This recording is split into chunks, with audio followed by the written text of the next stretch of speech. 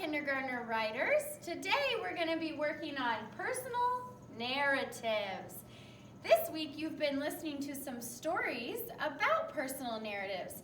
Today we're going to dive a little deeper and look at an example. This poster you've seen before. Narratives. What are narratives? They're written by the character I. They're written about real life events. They're written with feelings, and they're written in sequential order. That just means they're written in the time that they happened.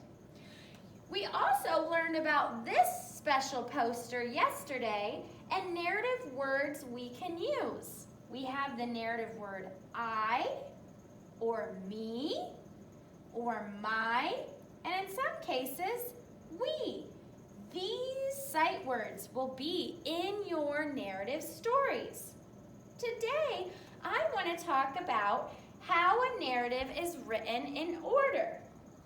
A narrative needs a BME. BME, what's that? Beginning, a middle, and an end. I love how this author made 3 boxes to tell his story. First, the leaves fall down. Next, I rake the leaves.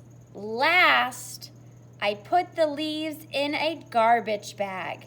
Beginning, middle, and end.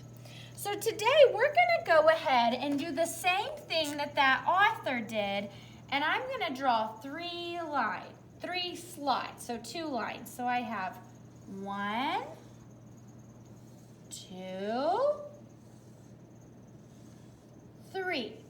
So I have 3 slots, beginning, B, middle, M, end.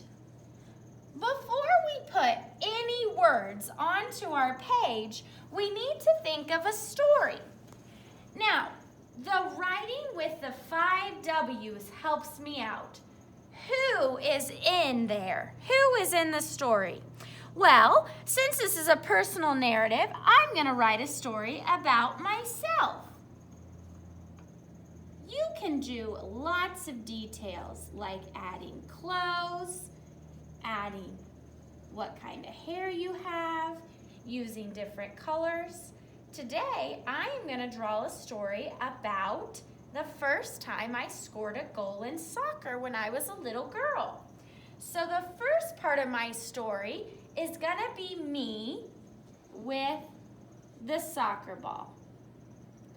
I don't need to put any words. I just need to put who is in the story. And then it wants to know, where are they? Now, this helps with the soccer ball, tell that I'm on the soccer field, but I also might want to draw some grass to help with my setting. And then it says, what are you doing? When I added my soccer ball, you can tell that I'm playing soccer. So let's go ahead and draw the next picture. Here's the soccer ball. Here's Mrs. Billen.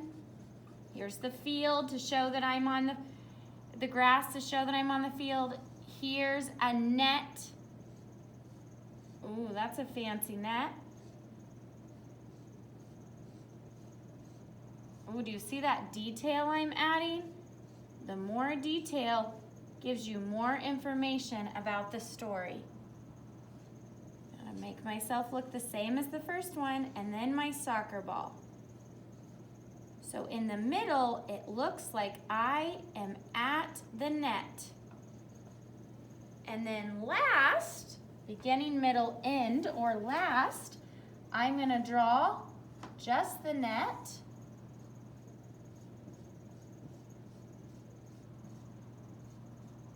And at the end of the story, you guessed it, I scored a goal, so I'm going to draw my soccer ball in the goal.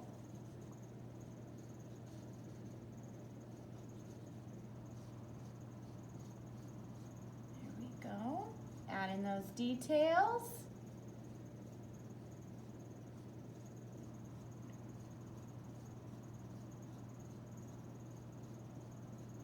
and a big smile on my face. And then I'm going to hold up